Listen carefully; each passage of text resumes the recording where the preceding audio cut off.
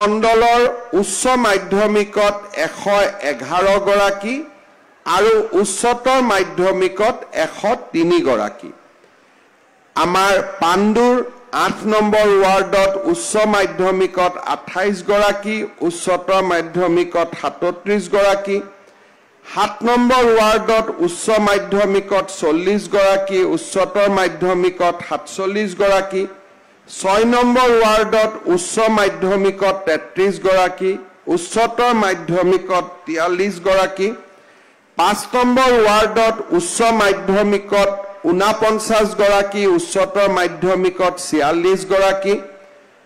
4 number ৱাৰ্ডত উচ্চ মাধ্যমিকত 31 গৰাকী, উচ্চতৰ মাধ্যমিকত 43 গৰাকী আৰু 3 নম্বৰ ৱাৰ্ডত আমাৰ 26 গৰাকী আৰু উচ্চতৰ মাধ্যমিকত 33 গৰাকী ছাত্ৰ ছাত্ৰীক আজি আমি সম্বৰ্ধনা জনাম। এই গোটেই ছাত্ৰ ছাত্ৰীসকলৰ ভিতৰত ডিষ্টিংশ্যন আৰু ষ্টাৰ 471 গৰাকী আৰু ফাৰ্ষ্ট ডিভিজন 1046 গৰাকী, অৰ্থাৎ 1517 গৰাকী ছাত্ৰ ছাত্ৰীয়ে এই সন্মান লাভ কৰিবলৈ সক্ষম হ'ব। যোৱাকালি মই পাণ্ডুত এটা কথা উল্লেখ কৰিছিলোঁ যে আমাৰ চাংচাৰীত এটা কথা উল্লেখ কৰিছিলোঁ যে 2002 চনত যি ল'ৰা ছোৱালীক আমি সম্বৰ্ধনা জনাইছিলোঁ হায়াৰ ছেকেণ্ডেৰী পাছ কৰাৰ পিছত লাহে লাহে তেওঁলোকৰ ল'ৰা ছোৱালীও এতিয়া মেট্ৰিক আৰু উচ্চতৰ মাধ্যমিক পৰীক্ষাত অৱতীৰ্ণ হোৱাৰ প্ৰায় সময় আহি পৰিছে। কিন্তু ইমান দীঘলীয়া সময়ত আমি কেতিয়াও এই পৰম্পৰা ভংগ কৰা নাছিলোঁ। খালি কোভিডৰ বৰ্ষটোত আমি সম্বৰ্ধনা ঘৰে ঘৰে পঠিয়াইছিলোঁ, আমি মিটিং কৰা নাছিলোঁ। মই আমাৰ ছাত্ৰ ছাত্ৰী বা আন সকলোকে অনুৰোধ কৰিম, অভিভাৱকসকলক, যে যিসকল ছাত্ৰ ছাত্ৰীয়ে কিবা কাৰণত আমাৰ এই সম্বৰ্ধনা অনুষ্ঠানত জড়িত হ'ব পৰা নাই, পুৰণা জালুকবাৰী সমষ্টিৰ সকলোৱে ইয়াৰ বিষয়ে জানে, গতিকে বাদ পৰি যোৱাৰ সম্ভাৱনা কম থাকে। কিন্তু জালুকবাৰী সমষ্টিত নতুনকৈ সংযোজিত হোৱা অঞ্চলটোৰ বহুত ছাত্ৰ ছাত্ৰীয়ে এই বিষয়ে নাজানে আৰু তাৰ কাৰণে বাদ পৰি যোৱাৰ সম্ভাৱনাও থাকিব। আমাৰ দলৰ নেতৃবৃন্দক এই বিষয়ে জনালে আমি পিছত হ'লেও সম্বৰ্ধনা আমি ঘৰলৈ পঠিয়াই দিয়াৰ ব্যৱস্থা কৰিম। আমি 2-3টা কাম একেবাৰে প্ৰথমৰ পৰাই কৰি আছোঁ যে আমাৰ মেট্ৰিক পৰীক্ষাত যিসকল ছাত্ৰ ছাত্ৰী অৱতীৰ্ণ হয় তেওঁলোকৰ ঘৰলৈ আমি টেষ্ট পেপাৰ এখন পঠাওঁ আৰু 1997 চনৰ পৰা মই এই ঘৰলৈ টেষ্ট পেপাৰ পঠোৱা যেতিয়া মই বিধায়ক নাছিলোঁ তেতিয়াৰ পৰাই আৰম্ভ কৰিছিলোঁ আৰু আজিও আমি সেই পৰম্পৰা চলাই আছোঁ। ঠিক সেই ধৰণে এই সম্বৰ্ধনা অনুষ্ঠানখনৰ পৰম্পৰাও এই বছৰটো আমি যদি ধৰি লওঁ প্ৰায় 23 বছৰত ভৰি দিলে আৰু যোৱা 23টা বছৰে জালুকবাৰী সমষ্টিৰ ছাত্ৰ ছাত্ৰীসকলক সম্বৰ্ধনা জনোৱা আৰু মোৰ মনৰ দুআষাৰ কথা কোৱাৰ সুযোগ এই অনুষ্ঠানৰ জৰিয়তে মই লাভ কৰি আহিছোঁ। মই বহুত দীঘলীয়াকৈ নকওঁ, আজি উৰুকাৰ বছৰ আৰু আজি দিনটো আমি উৰুকা উদযাপন কৰোঁ। সকলোৱে ঘৰলৈ গৈ উৰুকাৰ যা যোগাৰ প্ৰস্তুতি কৰিব লাগিব আৰু আমি অহা 2টা দিন মাঘ বিহু আমি পালন কৰিম। উৰুকাৰ মেজিত ৰাতিপুৱা যেতিয়া আমি সকলোৱে ঘৰত আজিতো ভোজ ভাত খাম, অহাকালি ৰাতিপুৱা আমি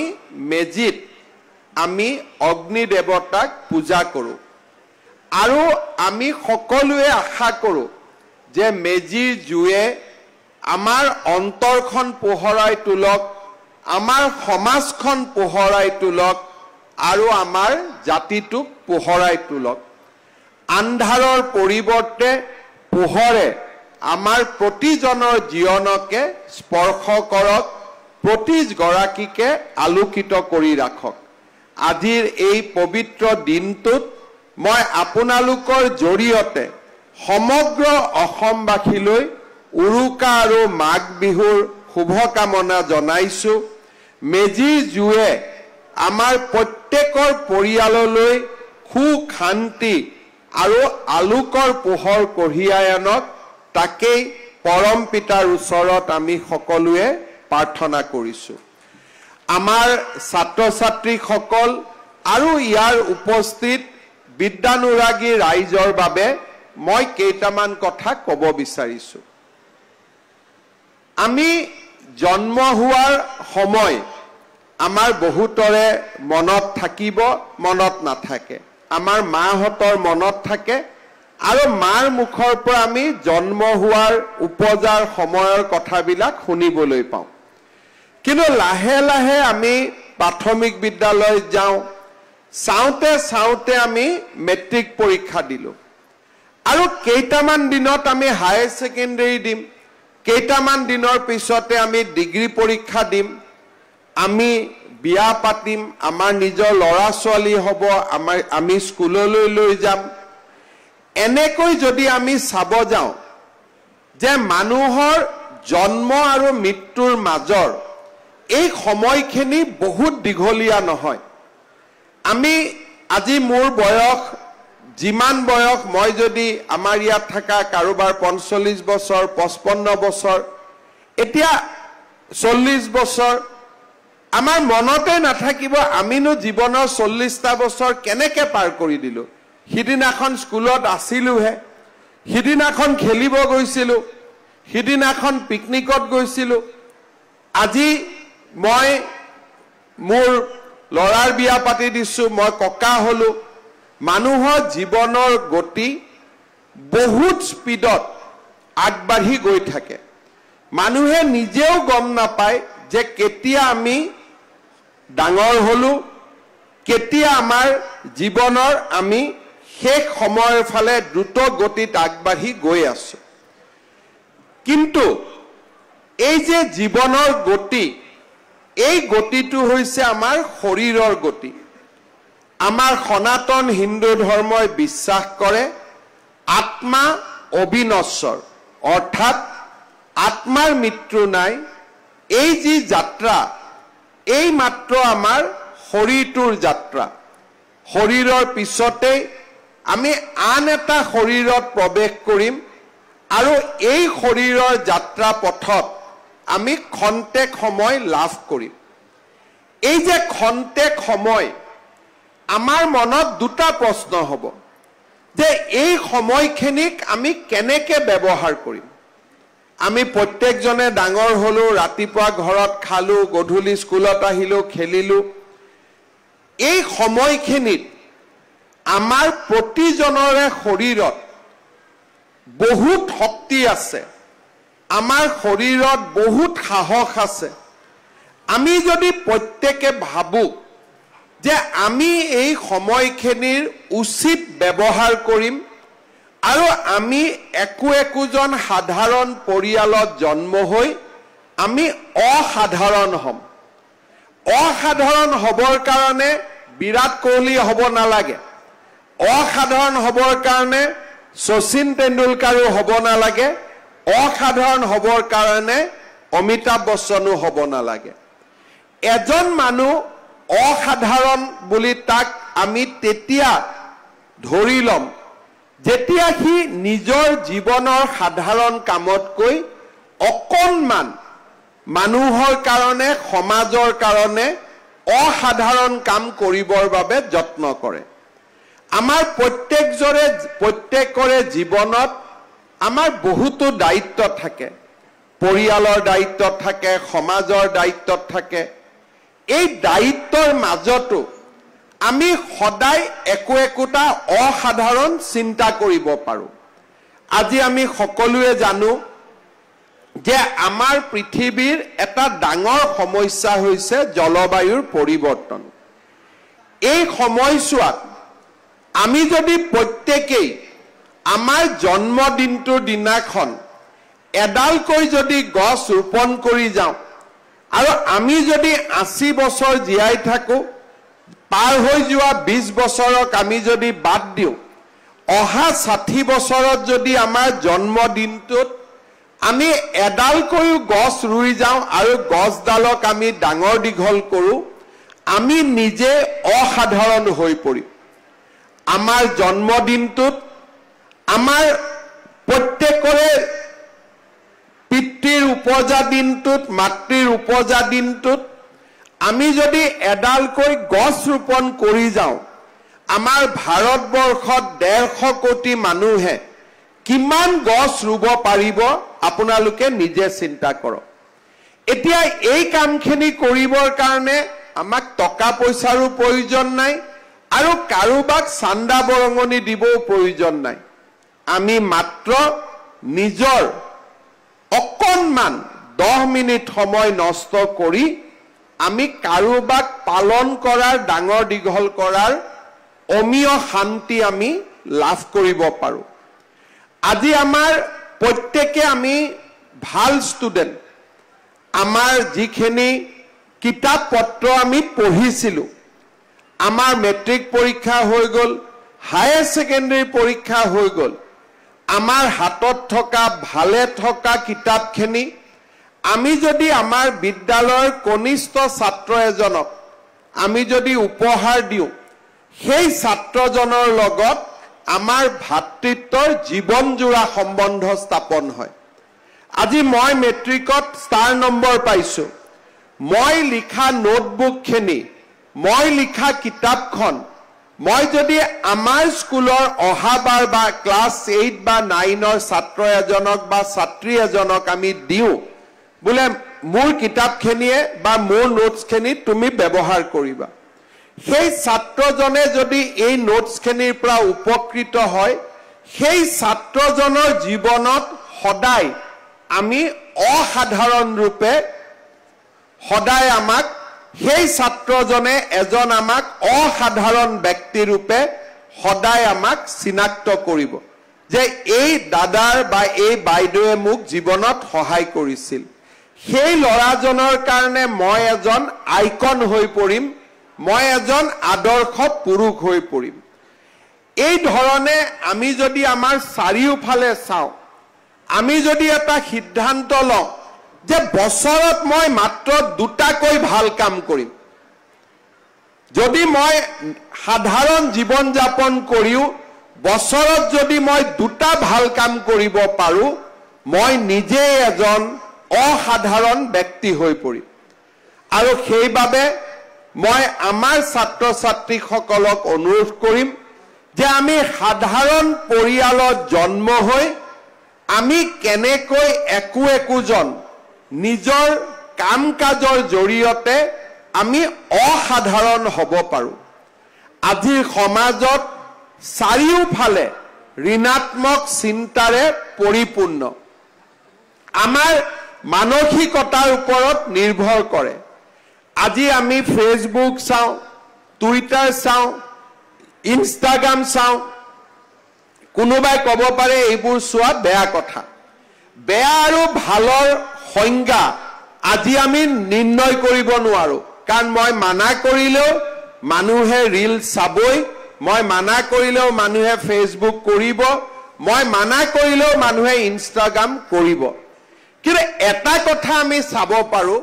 যে এই ইনষ্টাগ্ৰাম আৰু এই ফেচবুকত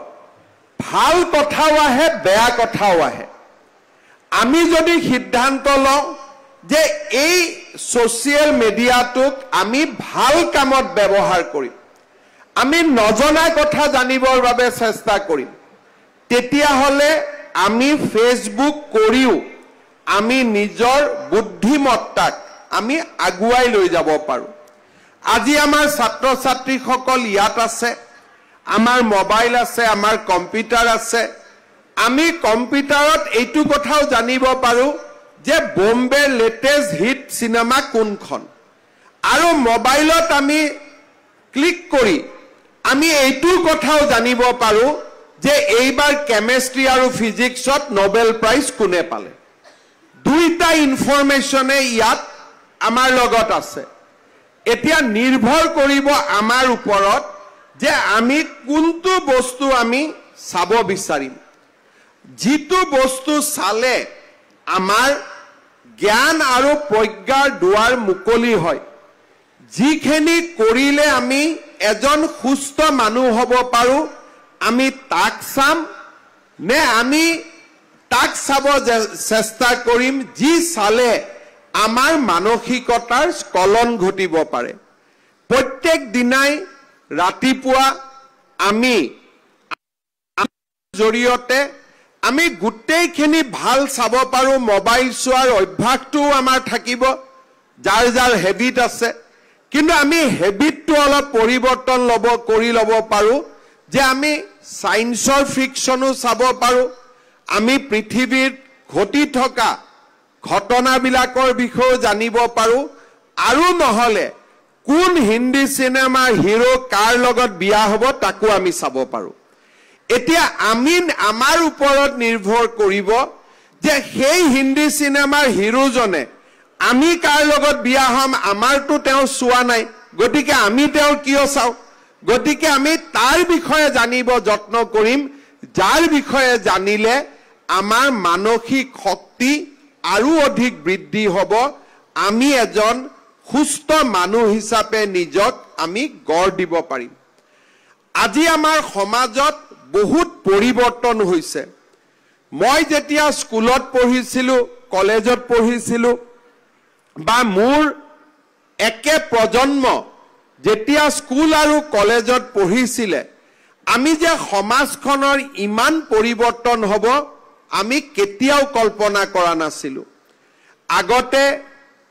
মই নিজে ভাবিছিলো যে যিসকলে গল্প লিখে উপন্যাস লিখে তেওঁলোকে কিমান সৃষ্টিশীল হ'ব লাগিব কিন্তু আজিৰ দিনটোত আমাৰ জীৱন কালতে এনেকুৱা এটা দিন আহি পৰিলে যে আজি গল্প আৰু উপন্যাস কোনোবা গল্পকাৰ আৰু উপন্যাসিকতা নভেলিষ্টে লিখা গল্প আৰু কিতাপ আমি নপঢ়িলেও হ'ব ChatGPTত গৈ আমি নিজে গল্প আমি নিজে কবিতা 30 সেকেন্ডৰ ভিতৰত আমি লিখি উলিয়াব পাৰো আজি আমি ইয়াত বহি থাকোতে সকলোৱে যদি ভাবো যে মই মোৰ নামত এটা কবিতা লিখি উলিয়াও আমাক কিমান সময় লাগে আমাক মাত্ৰ 30 সেকেন্ড সময় লাগে তাতকৈ আমাক বেছি সময় নালাগে পৃথিৱীৰ আটাইতকৈ টান অংকটো আমি কৰিব খুজো আগতে টান অংকটো কৰিবৰ বাবে সাৰে কৰিব মই কৰিম প্ৰেক্টিস কৰিম এতিয়া ChatGPTত অংকটো লগাই দিলে আৰ্টিফিশিয়াল ইন্টেলিজেন্সত লগাই দিলে 30 সেকেন্ডৰ ভিতৰত গণিত সমাধান হৈ ওলাই আহে অৰ্থাৎ আমাৰ দিনত যিবিলাক কাম আমি আমাৰ মস্তিষ্কৰে কৰিব লাগিছিল আজিৰ প্ৰজন্মই এইবিলাক কাম মেচিন আৰু সফটওয়্যাৰত কৰিব তাৰ মানে আমাৰ সমাজখন কিমান দ্ৰুত গতিত পৰিণত হৈছে আমি ধৰিবই নোৱাৰিম যে কোনটো গল্প মেচিনে লিখিছে আৰু কোনটো গল্পকাৰ এজনে লিখিছে এতিয়া ইয়াৰ মাজতো আমাৰ দায়িত্ব কি হ'ব সমাজৰ ইমান তীব্ৰ গতি চাৰিওফালে নতুন নতুন চিন্তা দুদিন পিছত মই যোৱাকালি ৰাতিৰে এটা উদাহৰণ দিছো এজন ডাক্তৰে চেন্নাই ডাক্তৰ এজনে আমাৰ মাজুলীৰ এজন সত্ৰাধিকাৰক এখন প্ৰেছক্ৰিপশ্যন দিছিলে মই তেওঁক এনে কৈছিলো যে আপোনাৰ প্ৰেছক্ৰিপশ্যনখন মোক দিব মই প্ৰেছক্ৰিপশ্যনখন ললো লৈ ৰাতি 12টা বজাত মই প্ৰেছক্ৰিপশ্যনখন এআইত দি কলো যে ইয়াতকৈ এখন বেটাৰ প্ৰেছক্ৰিপশ্যন হ'ব পাৰে নেকি মইতো ডাক্তৰো নহয় মই ৰাতিয়ে এখন বেটাৰ প্ৰেছক্ৰিপশ্যন পালো আৰু মানুহজনৰ বেমাৰটো লিখি মই ৰাতিপুৱা এজন ডক্টৰক সুধিলো যে এইখন প্ৰেছক্ৰিপশ্যনখন ভাল নে এইখন প্ৰেছক্ৰিপশ্যনখন ভাল তেওঁ সিধাই ক'লে যে ৰাতি 1টা বজাত মই 12টা বজাত মই বনোৱা প্ৰেছক্ৰিপশ্যনখন বেছি ভাল কিন্তু মইতো বনোৱা নাই এটো কোনে বনাইছে এটো বনাইছে মেচিনে আৰু তাৰ মানে এতিয়া আমাৰ ডাক্তৰে যি কাম কৰিব সেই ডাক্তৰে কৰা কামখিনি আমি মেচিনত বহি আমি নিজেও কৰিব পাৰিম আমাক অপাৰেশ্যন ল'ব লাগে আমাক অপাৰেশ্যন কৰিব লাগে আগতে ডাক্তৰে হাতেদি গৈ অপাৰেশ্যন কৰিছিল মই আপোনালোকক দেখুৱাইছো এইখন প্ৰেছক্ৰিপচন ৰাতি মই 12টা বজাত এনালাইসিস কৰিছো এখন মাদ্ৰাজৰ পৰা এপোলো হস্পিটালৰ পৰা দিয়া প্ৰেছক্ৰিপচন আৰু মোৰ কম্পিউটাৰে ৰাতিয়ে ইয়াতকৈ বেটাৰ প্ৰেছক্ৰিপচন এখন উলিয়াই দিলে আৰু ডাক্তৰক আজি ৰাতিপুৱা গুৱাহাটীৰ ডাক্তৰক পঠাওতে তেওঁলোকে ক'লে যে মই উলিওৱা প্ৰেছক্ৰিপচনখন বেছি ভাল দিস ইজ মোৰ এপ্ৰোপ্ৰিয়েট টু দা মেডিচিনছ কিন্তু ইয়াত মোৰটো কোনো ক্ৰেডিট নাই কোনে কৰিছে আৰ্টিফিশিয়াল ইন্টেলিজেন্সে কৰিছে কিন্তু ডক্টৰজনে পিছত মোক ৰাতিপুৱা খুদিছে যে ইজন ডক্টৰ কোন হিজন ডক্টৰ কোন তেওঁক আৰু মই কোৱা নাই মই ক'লে এজন দিল্লীৰ ডক্টৰ এজন মাদ্ৰাজৰ ডক্টৰ কোনজন ভাল বুলি কৈ থৈ দিছো এতিয়া ডক্টৰৰ অপাৰেশ্যন কোনে কৰিব যে ৰাবাতে গৈ পালে গোল্ড ব্লাডাৰ ষ্টোন উলিয়াই দিব আমি মেডিকেল পঢ়ু নপঢ়ু বেলেগ কথা অপাৰেশ্যন দুদিন পিছত ল্যাবৰেটৰী টেকনিশিয়ানে ৰবটিক সাৰ্জাৰী কৰি পেলাই আমাৰ গোল্ড ব্লাডাৰ ষ্টোন অপাৰেশ্যন কৰি দিব তাৰ মানে এই পৃথিৱীখন কিমান স্পিডত আগবাঢ়িছে এতিয়া আমাৰ যিবিলাক ষ্টুডেন্টছ আছে তেওঁলোকে মনত ভাবিব পাৰে যে এইবিলাক গুটেই যদি উলাই গল তেতিয়ালে আমাৰ প্ৰয়োজন কি কিন্তু আমি প্ৰথম চাব লাগিব যে এইবিলাক উলুৱা মানুহ কোনবোৰ মেচিনেটো মেচিন উলিওৱা নাই এইবিলাক উলিওৱা মানুহবিলাকো কোনোবা এজন মানুহে বা কোনোবা কালেক্টিভ এটা গ্ৰুপ অফ মানুহে এই কামবিলাক কৰি আছে মেচিনে নিজে একো নাজানে মেচিনত কোনবাই ফিট কৰিছে কাৰণেহে মেচিনে তাৰ ইন্টাৰপ্ৰিটেশন দিব পাৰিছে আজি ইন্টাৰনেটত যদি 1 লাখ কবিতা সোমাই থাকে মেচিনে 1 লাখ কবিতাক লগে লগে এনালাইসিস কৰি 1 লাখ 1 নম্বৰ কবিতাটো মেচিনে নিজে নিজে উলিয়াই দিব এতিয়া আমি কি কৰিব লাগিব যদি মেচিনৰ ইমানেই প্ৰভাৱ হ'ব তেতিয়ালে আমি মেচিন লাৰ্নিং শিকিব লাগিব দুদিন পিছত 8 তলীয়া বিল্ডিং আমাৰ মিস্ত্ৰীয়ে নবনাই 3D প্ৰিন্টিংত কম্পিউটাৰে ইমান ডাঙৰ ঘৰ বনাই দিব ভাৰতত এতিয়া বহুত ঘৰ বনি আছে যি 3D প্ৰিন্টাৰে ঘৰ বনাই আছে যি ঘৰ 5 বছৰ 6 বছৰ লাগে মেচিনে 1.5 মাহ 2 মাহত সেই ঘৰ ধুনিয়াকৈ বনাই উলিয়াই দিব এই গুটেই বিলাকৰ কাৰণে আমি কি জানিব লাগিব আমি আৰ্টিফিশিয়াল ইন্টেলিজেন্স জানিব লাগিব আমেৰিকাত থকা মানুহ এজনে ইয়াৰ পৰা অগমেন্টেড ৰিয়েলিটি ভাৰ্চুৱেল ৰিয়েলিটিৰ জৰিয়তে মোৰ বডিটো তেও মই উচ্চাৰত নোযোৱাকৈ মোৰ লিভাৰ লাঞ্চ হাওফাও গুটেই পৰীক্ষা কৰি উলিয়াব আজি কোৱান্টাম ফিজিক্স বহুত বিলাক নতুন নতুন আজি আমাৰ জ্ঞানৰ ভাণ্ডাৰ মুকলি হৈছে কাৰণ 50 বছৰ পিছত এইখনে সমাজ হ'ব মই আমাৰ ছাত্ৰ ছাত্ৰীসকলক অনুৰোধ কৰিম যে স্পৰ্টছটো আজিকালি নতুন কথা আজিকালি গান গাবৰ কাৰণেও মিক্সিং আগতে গান সুৰ কৰি আপুনি বহি থাকিব লাগিব এতিয়া মিক্সিং কৰিলে আপোনাৰ ভাল ভাল গান আপুনি নিজে কম কষ্টত নিৰ্মাণ কৰিব পাৰিব আমাৰ খেলৰ ক্ৰিকেট খেলিবৰ কাৰণে যেতিয়া ৰাতি কম্পিউটাৰত পুৰণা খেলখন চাম যে এই মানুহজনে কেনেকে বোলিং কৰে তেওঁৰ হ্যান্ড মুভমেন্ট আমি ৰাতি এনালাইসিস কৰি ৰাতিপুৱা আমি ক্ৰিজত গৈ পেলাই সেই বোলাৰজনক আমি ৰাইট এণ্ড লেফট আমি তেওঁক বল আমি 6 or 4 মাৰিব পাৰিম লাহে লাহে আমাক এটা অতি বৈজ্ঞানিক যুগে আমাৰ জীৱনক এটা নতুন ধৰণে নিয়ন্ত্ৰণ কৰিবৰ বাবে গৈ আছে জালুকবাৰী সমষ্টিৰ ছাত্ৰ ছাত্ৰীসকলক মই আহ্বান জনাম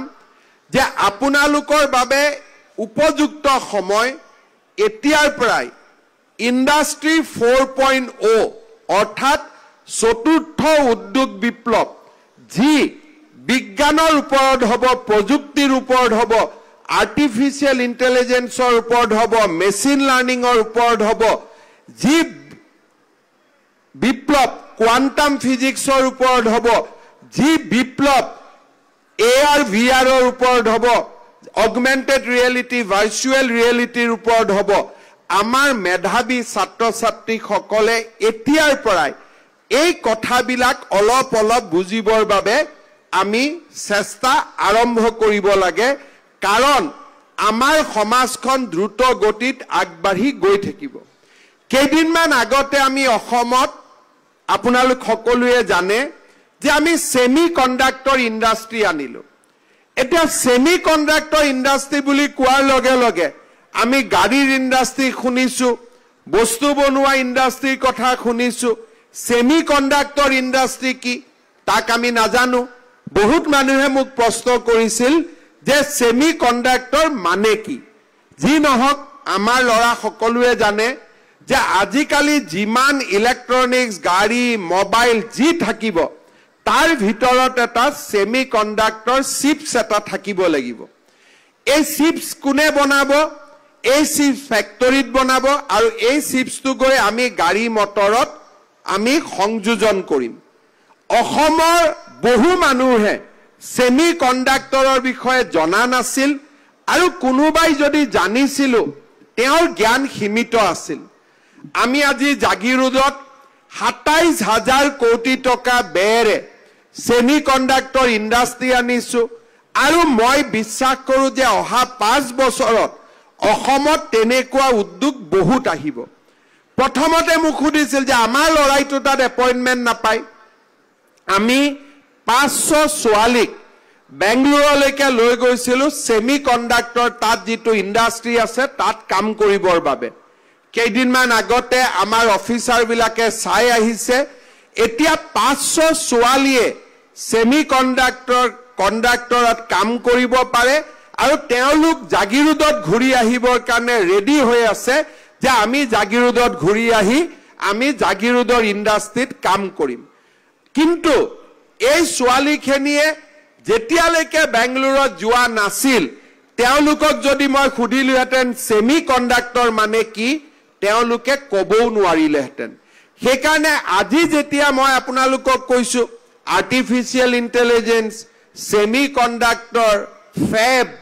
অগমেন্টেড ৰিয়েলিটি শব্দবিলাক শুনিলে লাগিব যে এইবিলাকৰ লগত আমাৰ কি পৰিচয় আছে কিন্তু 10 বছৰ পিছত নিযুক্তি এই সেক্টৰ বিলাকতে হ'ব লাহে লাহে আন কল কাৰখানা বন্ধ হ'ব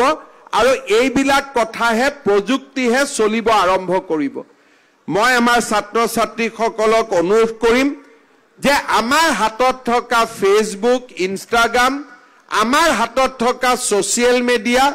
অকল ৰীল বনোৱাতে আমি সময় নিদি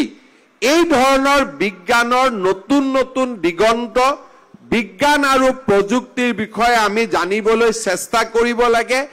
আৰ্টছ আৰু সায়েন্স পঢ়াৰ মাজত কোনো পাৰ্থক্য নাই আৰ্টছত পঢ়া ল'ৰা এজনেও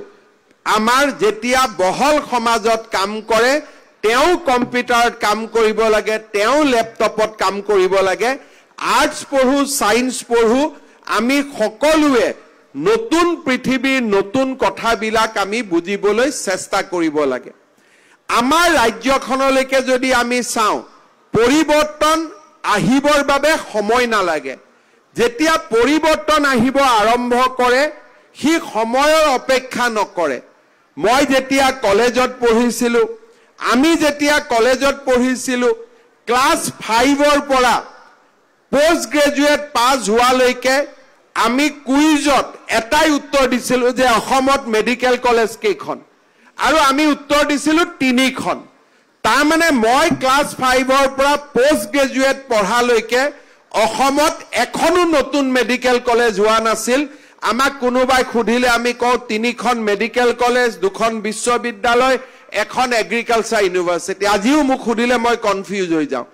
কিন্তু আজি যদি মই ষ্টুডেন্ট এজনক খুদু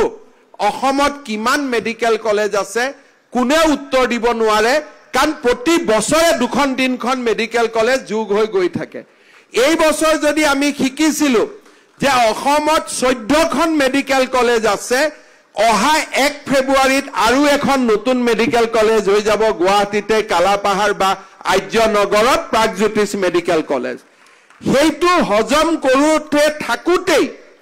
আকৌ যেতিয়া নতুন কুইজ মাষ্টাৰ এজন আহিব 4 মাহ পিছত যে অসমত কেইখন মেডিকেল কলেজ আছে 15 বুলি ক'লে উত্তৰটো ভুল হৈ যাব তেতিয়া 17 বুলি ক'ব লাগিব কাৰণ তেতিয়ালৈকে বঙাইগাঁও আৰু বিশ্বনাথত দুখন মেডিকেল কলেজ হৈ যাব এতিয়া আমাৰ অসমত কিমান ইঞ্জিনিয়াৰিং কলেজ আছে 16 বুলি আমি ক'ব পাৰো এই বছৰ আৰু 4খন বাঢ়িব 20খন হৈ যাব অৰ্থাৎ আমাৰ সমাজখন ইমান দ্ৰুত গতিত পৰিৱৰ্তন হৈছে যে আমি নিজৰ জ্ঞানকে আমি নিজে আকৌ নতুনকৈ এবাৰ চিন্তা কৰিব লাগে যে আমি যি কৈছো তাতকৈ নতুন বাঢ়িলে নেকি প্ৰত্যেকটো দিনাই আমাৰ অসম আৰু ভাৰতৰ উন্নতি হৈছে আমাৰ অসমত একেলগে IIT হ'ব অসম চুক্তিত IIT আহিছিল আমি জানিছিলো কিন্তু আমাৰ অসমত এইমছ হ'ব এইমছৰ পিছত ফৰেনসিক সায়েন্স ইউনিভাৰ্সিটি হ'ব Indian institute of information technology হ'ব আৰু এই বছৰৰ পৰা ইণ্ডিয়ান ইনষ্টিটিউট অফ মেনেজমেণ্ট হ'ব আমি তাক কোনেও আমি পঢ়া অৱস্থাত আমি তাক সপোনতো আমি ভাবিব পৰা নাছিলো আমাৰ গাঁৱৰ ৰাস্তাবিলাক 4 লেন 6 লেন হ'ব আমি কেতিয়াও কল্পনা কৰা নাছিলো আজি আজাৰাৰ পৰা ইয়াত যিবিলাক লৰা জালুকবাৰীলৈকে আহিছে লৰা ছোৱালী এতিয়াতো ৰাস্তা দি আহিছে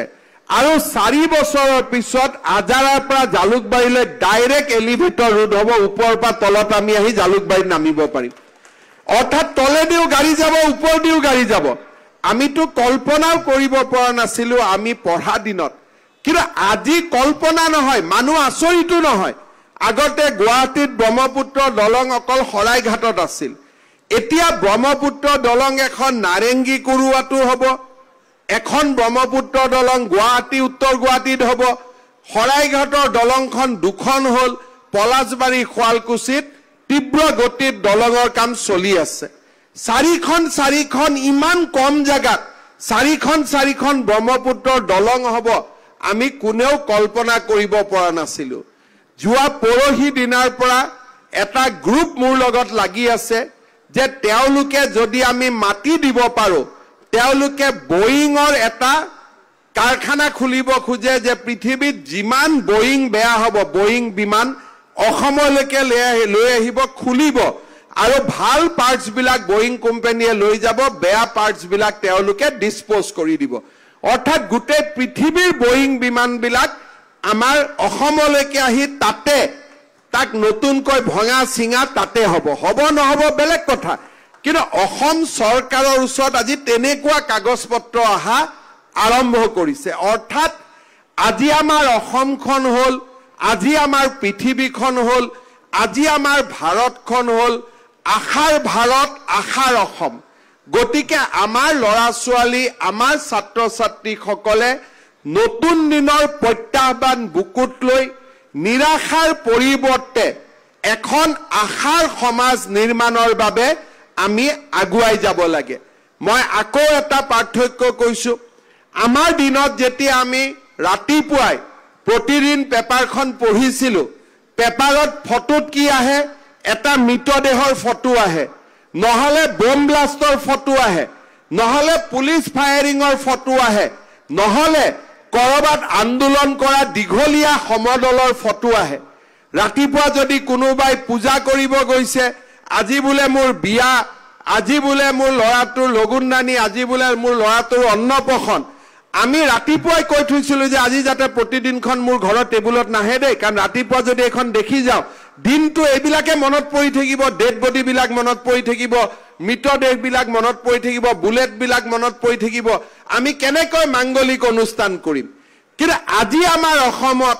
আমি যদি বাতৰি কাকত খুলো কৰবাত মুখ্যমন্ত্ৰী গালিপাৰা দুই এটা বাতৰি পাব পাৰো কিন্তু গুলিকাণ্ডৰ আমি বাতৰি নাপাও বোমা বিস্ফোৰণৰ আমি বাতৰি নাপাও আন্দোলনৰ আমি বাতৰি নাপাও এই বাতৰিবিলাক আজি লাহে লাহে নোহোৱা হৈছে নিৰাশাৰ অসমৰ পৰিৱৰ্তে আজি আমাৰ সন্মুখত এখন আশাৰ অসম আজি আমাৰ সন্মুখত আহি দেখা দিছে মই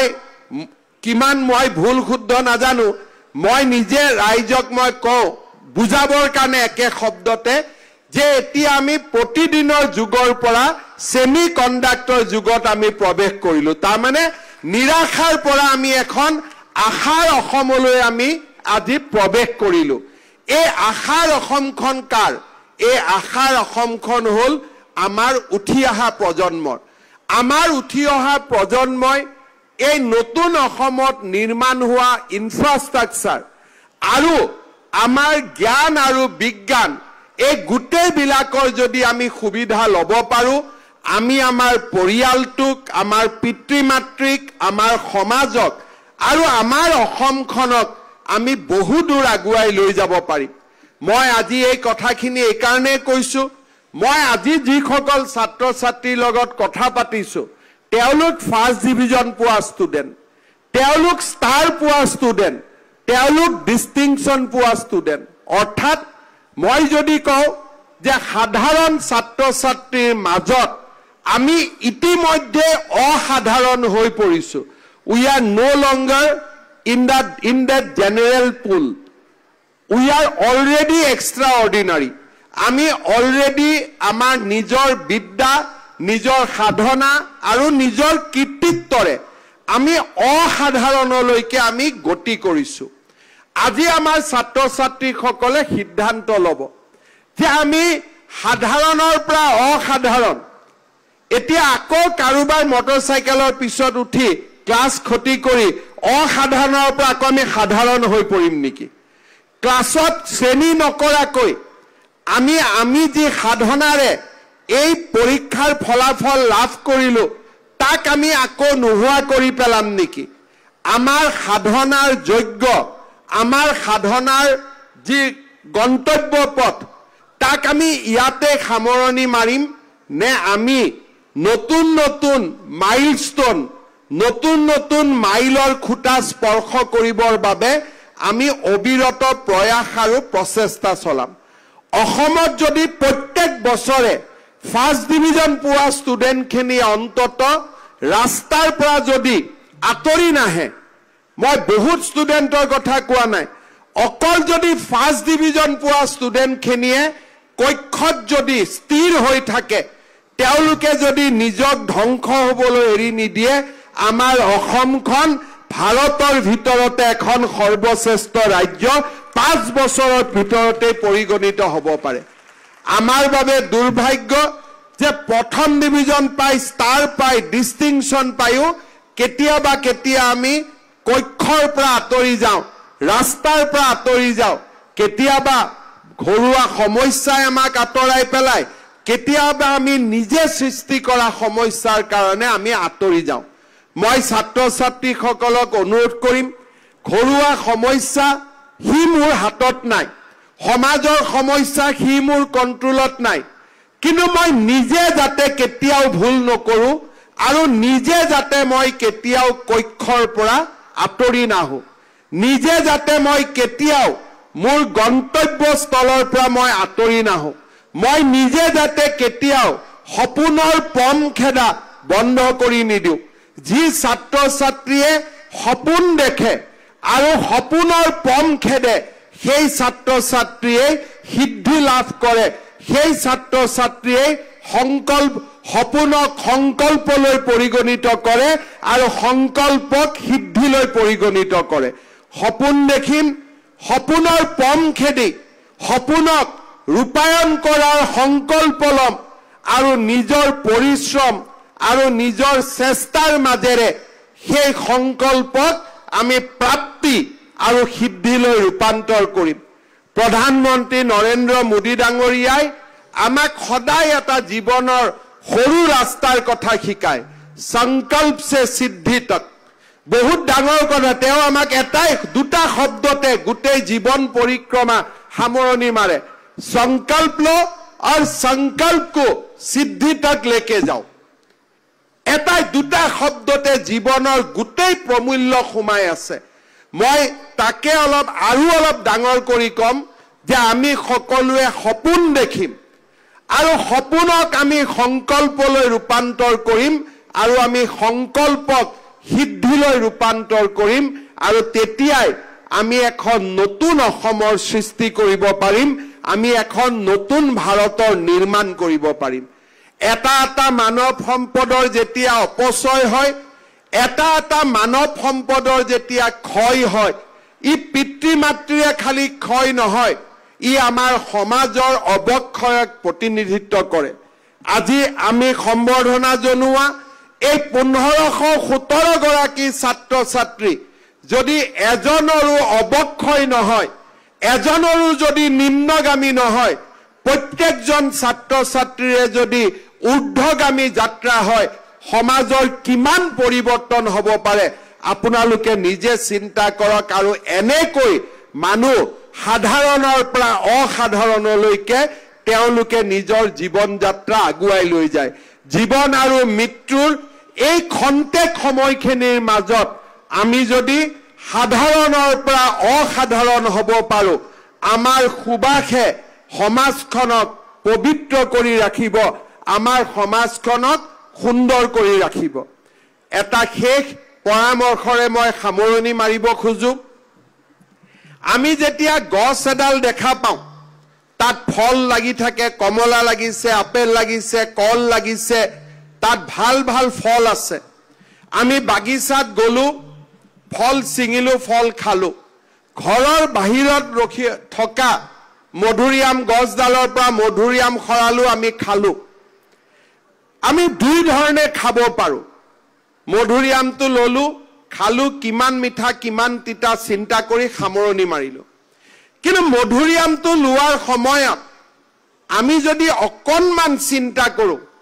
যে মোৰ বাবে ইমান ধুনীয়া মধুৰিআম আজি মই খাব পালো গছডাল কোনে লগাইছিল বোলে গছডাল তোমাৰ দেউতাই লগাইছিলে মোৰ দেউতাই লগাইছিলে তাৰ মানে দেউতাই গছ লগোৱাই নহয় গছডালত পানী দিছিলে গছডালৰ যত্ন লৈছিলে আৰু সেই কাৰণে এই গছডালে আজি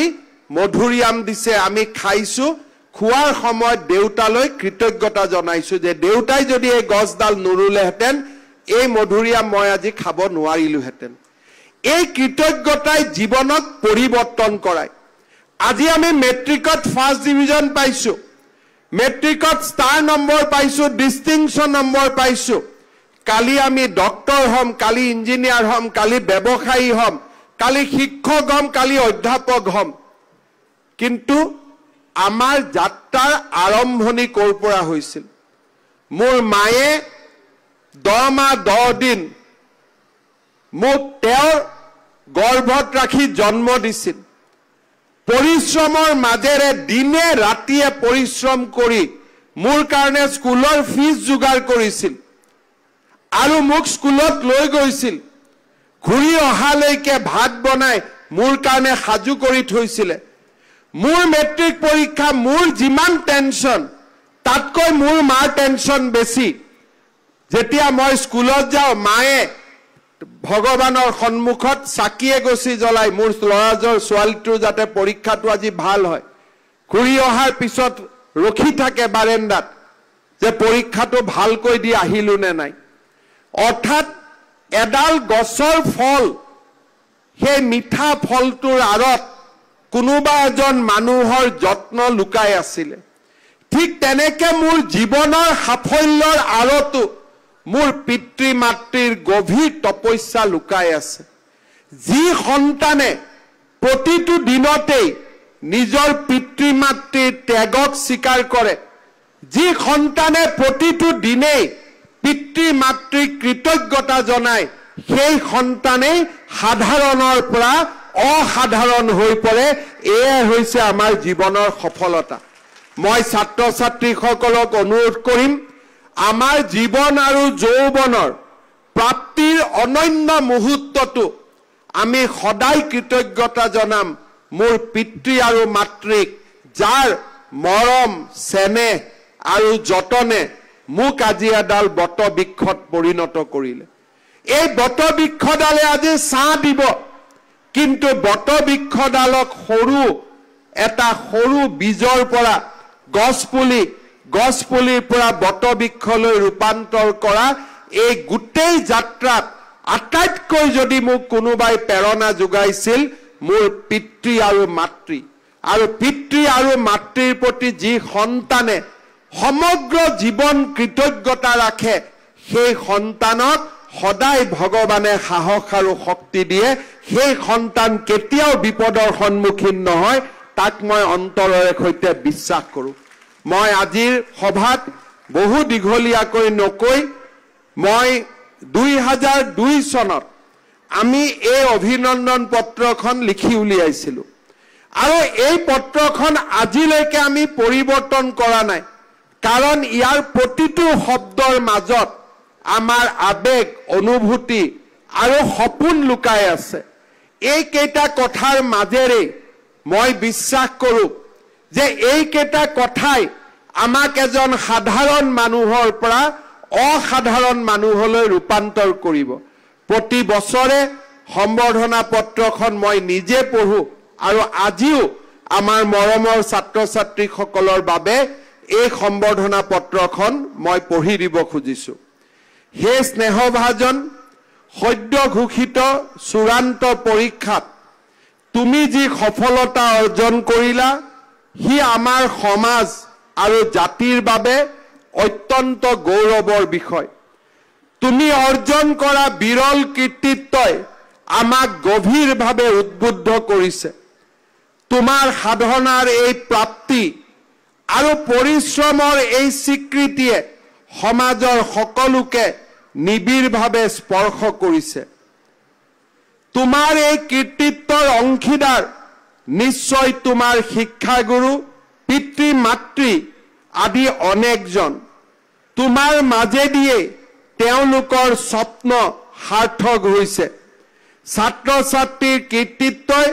আটাইতকৈ সুখী কৰে শিক্ষকক সন্তানৰ কীৰ্তিত্বই আটাইতকৈ সুখী কৰে তেওঁৰ পিতৃ আৰু মাতৃক তোমালৈ জনোৱা আমাৰ শুভেচ্ছাত সেয়ে তোমাৰ শিক্ষাগুৰু আৰু পিতৃ মাতৃও স্বাভাৱিকভাৱে অংশীদাৰ হৈছে তোমাৰ এই সফলতা তেওঁলোকৰ মহান ত্যাগ আৰু সাধনাৰো ফল সঠিক পথক দিগদৰ্শন কৰি প্ৰচেষ্টাৰ কষটি শিলত ঘঁহি যিদৰে তোমালোকৰ জীৱনবোৰক তেওঁলোকে আগবঢ়াই লৈ গৈছে সেয়াও এক কৃষ্ণ সাধনাই বুলিব পাৰি জীৱনৰ বিভিন্ন সময়ত বিভিন্ন পৰীক্ষাত মানুহ অৱতীৰ্ণ হ'বলগীয়া হয় তোমাৰ জীৱনৰ এটা অন্যতম পৰীক্ষাত তুমি যি প্ৰশংসনীয় প্ৰতিভাৰ পৰিচয় দাঙি ধৰিলা আমি তাত উৎফুল্লিত আৰু আশা কৰিছোঁ এজন প্ৰকৃত পূৰ্ণাংগ মানুহ হোৱাৰ পৰীক্ষাটো ভৱিষ্যতে তুমি সাফল্য অৰ্জন কৰিবা আমি লক্ষ্য কৰিছোঁ যে সমস্যা জৰ্জৰ অসমত অনেক ছাত্ৰ ছাত্ৰীয়ে বিপদগামী হৈছে জীৱনৰ বহুৰঙী পথত প্ৰকৃত দিগদৰ্শকৰ অভাৱতে বহুতো সম্ভাৱনা এইদৰে লক্ষ্যভ্ৰষ্ট হ'বলগীয়া হয় আমি আশা কৰোঁ তোমাৰ পাৰদৰ্শিতা সেইসকল নতুনৰ পথ প্ৰদৰ্শক হওক তোমাৰ অন্তৰত চিৰদিন অনুসন্ধিত ছাৰ নিৰ্মল বন্তিগছি জ্বলিৰক তাৰ পোহৰত দীপ্ত হৈ উঠক তোমাৰ ভৱিষ্যত তোমাৰ চৌদিশৰ সমাজ আৰু সেই সমাজৰ বিভিন্নজন পুনৰ এবাৰ মই আটাইকে মোৰ অন্তৰৰ গভীৰ উষ্ণ আৰু অত্যন্ত মৰমেৰে আটাইকে উষ্ণ অভিনন্দন জনাইছোঁ আশা কৰিছোঁ যে আমি জীৱনৰ বাটত একোজন অসাধাৰণ ব্যক্তি হিচাপে তোমালোক আটাইকে লগ পাই থাকিম পিতৃ মাতৃৰ শ্ৰী চৰণত মই সেৱা জনালোঁ শিক্ষাগুৰুসকলক মোৰ শ্ৰদ্ধা জনাই মই মোৰ বক্তব্যৰ সামৰণি মাৰিছোঁ জয় হিন্দ বন্দে মাতৰম